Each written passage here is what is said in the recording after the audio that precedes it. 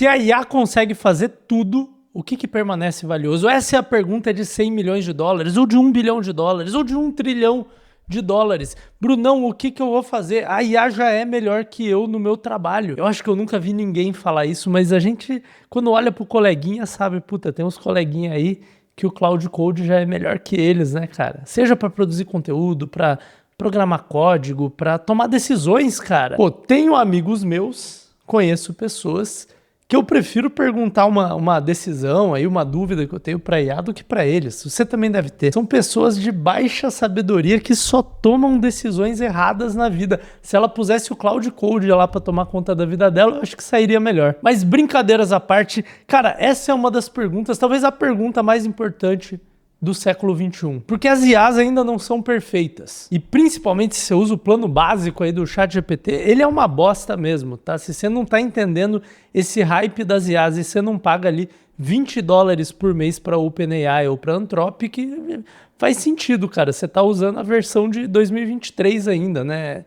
É realmente ruim. Agora, quem usa as IAs melhores, quem usa um Cloud Cowork ali, um Cloud Code, né? Um Codex, cara, é muito poderoso. E é uma tecnologia com 4 anos de idade aí, se você considerar do lançamento do ChatGPT, né? As IAs são mais antigas que isso, mas essa versão dos LLMs é uma tecnologia de só 4 anos de idade. Cara, 4 aninhos. Imagina daqui a 10, daqui a 40 anos. E tudo bem, daqui a 40 anos todos estaremos velhos, todos estaremos aposentados, se Deus quiser. Mas pode ser que daqui a 5 anos a IA já esteja fazendo tudo o que você faz e ainda melhor. E aí volta essa pergunta. No mundo em que a IA faz tudo, consegue fazer tudo melhor do que os humanos, o que fica valioso? E eu cheguei à conclusão, na verdade eu vi um vídeo, cara, só que eu não achei o vídeo para citar aqui, mas ele me marcou, porque ele mostrou que são 2 coisas. E se você entender essas 2 coisas e por que elas são as coisas que permanecem valiosas, você vai entender o que você tem que fazer com a sua carreira, o que você tem que fazer com o seu negócio para a sua carreira, o seu negócio permanecerem relevantes e você ganhar mais dinheiro do que nunca. Mas antes de eu falar dessas 2 coisas, deixa eu falar uma terceira coisa que vai continuar valiosa aqui, que é você ter uma carteira de investimentos bem montada. Porque o boomer lá, o médico aposentado, o juiz aposentado, que tem 10, 20, 30 milhões na conta, ele não tá preocupado com as IAs, ele tá curtindo a vida, ele não tem essa preocupação que a gente tem aqui nesse canal, nós que ainda estamos em idade produtiva, mas se a gente quiser chegar até lá, a gente também vai ter que ter uma boa carteira de investimentos para pagar de volta todo o nosso esforço que a gente fez ao longo da vida. É para isso que eu vou falar da AUVP, a maior escola de investimentos do Brasil. A AUVP já teve mais de 50 mil alunos que aprenderam a guardar e a investir o seu dinheiro da forma correta, pensando no longo prazo. E lá você vai aprender como que você tem que guardar o seu dinheiro, como que você tem que controlar o seu orçamento, como investir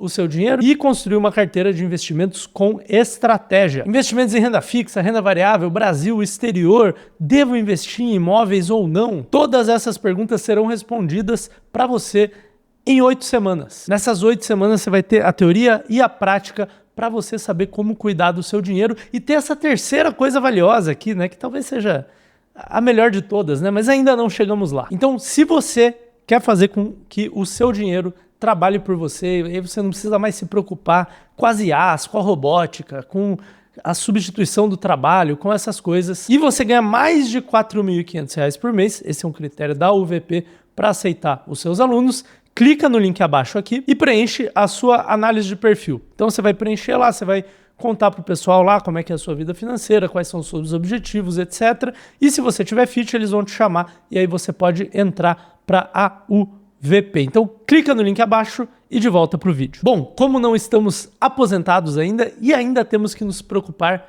com as IAs, eu trouxe um quadrinho aqui com as 2 coisas que vão continuar com valor na era das IAs. E para você entender isso aqui, cara, você tem que entender uma coisa muito importante. Deixa eu pôr o quadrinho aqui de lado e eu já trago ele de volta para você. Você tem que entender uma coisa muito importante, tá? O valor, né? O valor econômico, ele vai para o que tem escassez, certo? As pessoas pagam com seu tempo, seu dinheiro, sua atenção para o que é escasso. Ou seja, você não está prestando atenção na sua respiração agora. Talvez você deveria, né? É uma coisa que faz bem pra gente, mas você não está prestando atenção, você não está gastando seu tempo indo atrás de oxigênio e você não está pagando pelo ar que respira. Ainda não chegamos nessa etapa do capitalismo. E por quê?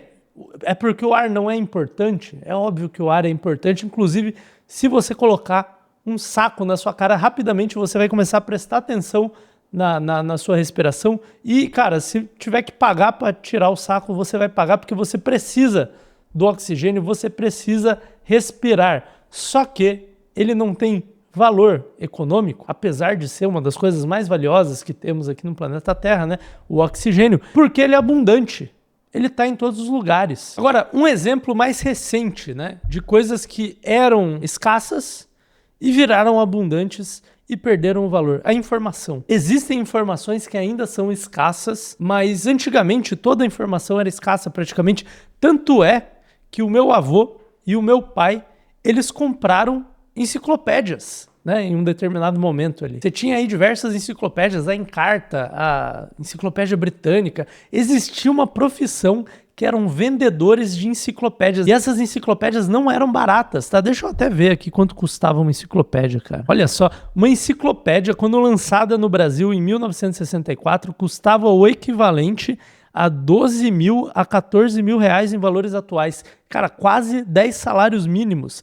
Muitas vezes paga em longas prestações mensais que pesavam no orçamento da família. Bom, hoje em dia, obviamente, ninguém paga 8 salários mínimos em informações básicas que você pode encontrar numa enciclopédia, até porque existe a Wikipédia, existe o Google, existe o ChatGPT, que mesmo na versão grátis te dá as informações aí que você precisa. Então, quem nasceu nos anos 90 aí, assim como eu, viu essa transição em que informação custava muito dinheiro e passou a ser completamente abundante, né? Hoje em dia você pode perguntar para o seu celular por áudio e ele vai responder por áudio qualquer coisa que você queira, coisas que nem as melhores enciclopédias sonhavam em ter ali como conteúdo. E aí, a gente volta aqui para esse quadro branco, tá? Porque qual que é o insight que eu tirei daquele vídeo e que eu acho que é extremamente interessante, cara? Se você quebrar uma empresa em duas grandes áreas de negócio, né?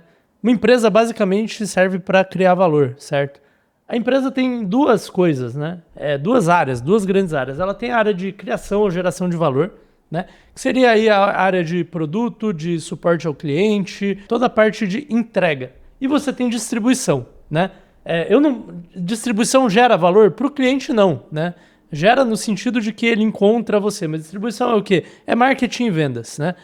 A empresa precisa dessas duas áreas. E nessas duas áreas, a IA torna abundante, ela tira a escassez, ela barateia exponencialmente algumas coisas. Então, na área de criação de valor, ela barateia a criação do produto ali, a geração do produto em si ou do serviço. Hoje, ela ainda não barateia 100%, mas já automatiza muita coisa. Mas ela, cara, barateia a questão de suporte, de criação, de fazer o serviço ali, né? Se for um serviço intelectual. Por exemplo, um advogado hoje ele pode gerar um contrato inteiro por IA. Isso barateia muito, né? Ele pode revisar contratos com IA. Até em produtos físicos, né? A IA ajuda e vai ajudar cada vez mais. Então você vai criar ali uma coleção de roupas para sua marca. A IA vai tornar o processo mais rápido. Eventualmente vai vir a robótica e vai fazer a roupa ali para você. Vamos ver como é que isso aí vira. E na distribuição, a IA barateia conteúdo, né? Seja ele conteúdo orgânico ou conteúdo de anúncios. Então a nova moda aí é postar 100 reels por dia, né? Eu vi que tem uma galera aí falando de 100 reels por dia no Instagram. Cara, é muito reels, né? Se você pegar aí 10 horas de trabalho, são 10 reels por hora, dá 6 por minuto, né? E eu imagino que essas pessoas fazem outras coisas no trabalho além de reels, né? É uma loucura, cara. Essas pessoas não tem como elas não estarem usando o IA para fazer isso. Mesmo que elas estejam ali gravando conteúdo, né? Ou cortando, a IA tá ajudando de alguma forma. Ninguém tentava fazer 100 reels por dia antes do ChatGPT sair. Era insano, né? Hoje em dia é insano ainda, mas é possível. Existe muita gente que cria anúncios e que usa IA para criar mais anúncios em escala, né? À primeira vista ali anúncios estáticos, mas aí já tem os modelos de vídeo agora em que já é viável fazer anúncios com seu rosto, né? Com um texto que você criou que também foi gerado por IA. Então a IA, ela barateia, torna abundante a prestação de serviço, a criação de produtos, né?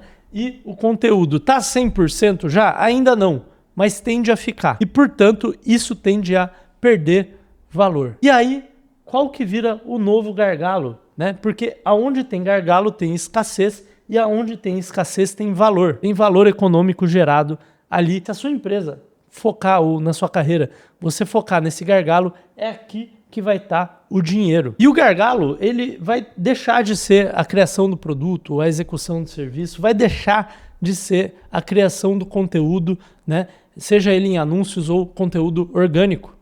Ele vai passar a ser outras coisas, porque isso aqui a IA barateia, a IA automatiza. Então isso aqui tende a perder valor. É muito interessante, né?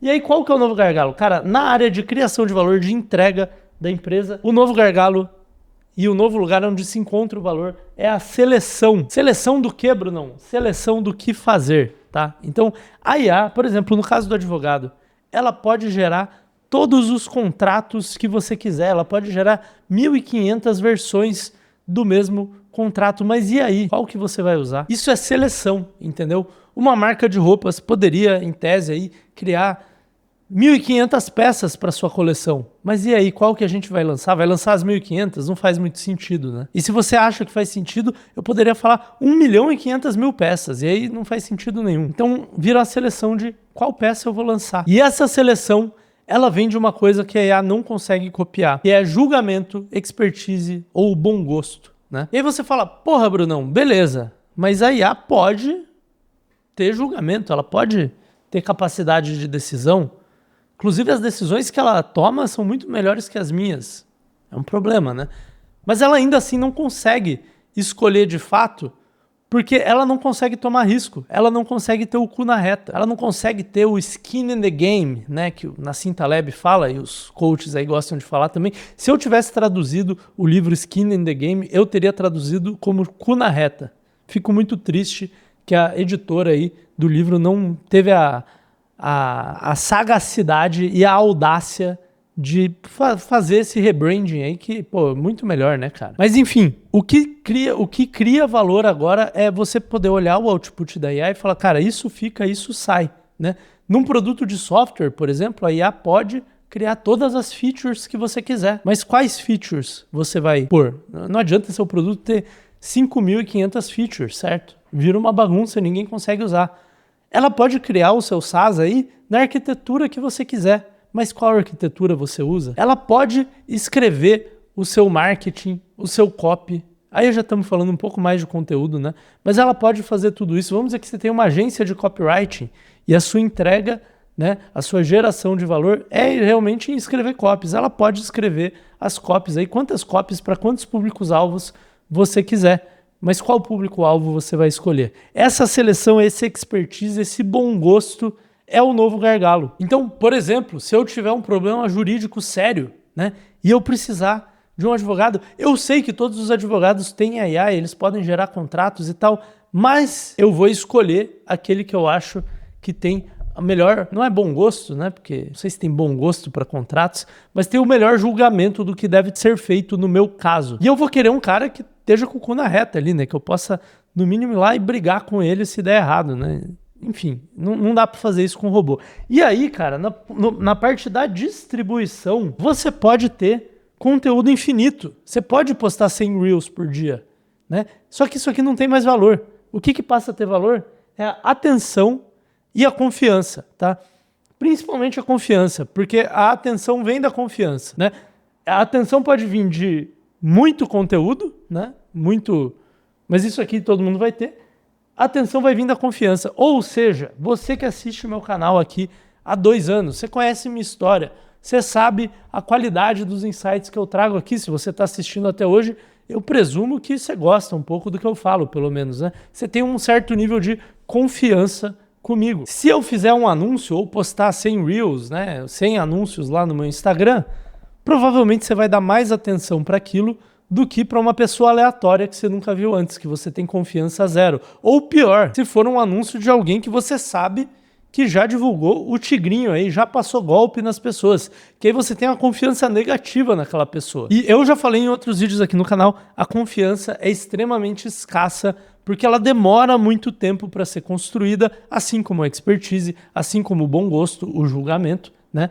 Ela demora muito tempo para ser construída e acho que ela é mais escassa ainda do que o expertise, porque ela pode ser quebrada em uma única ação, em poucos minutos ali, se você fizer uma parada muito séria que quebra a confiança das pessoas. É muito difícil você recuperar a confiança das pessoas. Num nível de empresa que eu digo assim, uma empresa que não tem um rosto como o meu, essa confiança vem de marca, tá? Não é a marca mais bonita, não é necessariamente a marca mais chamativa, mas se você comprar um remédio ali e ele for de uma marca que você conhece, você tende a achar que ele vai funcionar, né? Não é uma pílula de farinha. Se você comprar uma Coca-Cola, comer no McDonald's, você sabe que, pô, não vou ter um problema alimentar muito sério aqui, né? Provavelmente o que está no rótulo é realmente o que está no rótulo. A Coca que eu comprar hoje vai ter o mesmo gosto da Coca que eu comprei ontem e um ano atrás. Então essas são as coisas que ficam escassas. São coisas que levam anos, décadas para construir. São coisas que a IA não pode fazer por você. Você não confia na IA, né? Você pode até ter um certo nível de confiança, mas se ela fala, olha, o meu código está certo, e aí você vai rodar o código lá, né? Você vê que está errado, e aí você reclama com ela lá, e ela fala, nossa, você tem razão, está errado mesmo. E aí, tipo, e aí é isso, cara, você ficou na mão. Não tem como confiar num robô, entendeu? E principalmente para distribuição, para atenção, se o robô te conta uma história maravilhosa que aconteceu na vida dele, você sabe que não teve aquela história, uma história de superação, porque ele não teve vida, ele só está inventando coisas ali. Agora, se uma pessoa que você confia fala, cara, não vai por esse caminho, ou cara, tenta ir por esse caminho, ou cara, compra esse produto, eu usei e eu gostei muito. Você pode confiar nessa pessoa, desde que você tenha confiança nela, né? Ela construiu aquela confiança por você. Então, as duas coisas que sobrevivem na era das IAs são expertise, julgamento, bom gosto, que demorou para ser construído. Isso vai te ajudar com a seleção de o que você vai fazer no seu produto, o que você vai fazer no seu serviço, como você vai entregar o seu serviço, quais dos outputs da IA são úteis para o seu cliente. E a outra coisa que demora muito e que o robô não consegue substituir é a confiança. E é essa confiança que vai fazer as pessoas prestarem atenção em você. E de novo, né, tem uma terceira coisa muito valiosa, que é a carteira de investimentos bem gerida, bem diversificada, que você vai aprender no link aqui da AUVP. Agora, se você está pensando, cara, beleza, cara, expertise e confiança, mas como é que eu vou ter essas coisas se, puta, estão acabando com todos os empregos, Brunão? Preciso de um emprego. Cara, talvez você não precise. Você tá me assistindo aqui no canal, talvez você devesse empreender. Mas se você quer um emprego, ou se você quer saber quais carreiras vão sobreviver na era das IAs, né? Inclusive, carreiras empreendedoras aí, eu te convido a ver esse vídeo aqui sobre as 7 carreiras que sobreviverão à era das IAs. Nem tudo está perdido, tá? Existem carreiras mais resilientes que outras e eu quebrei essas carreiras, eu analisei, eu dissequei nesse vídeo aqui, então eu te vejo lá.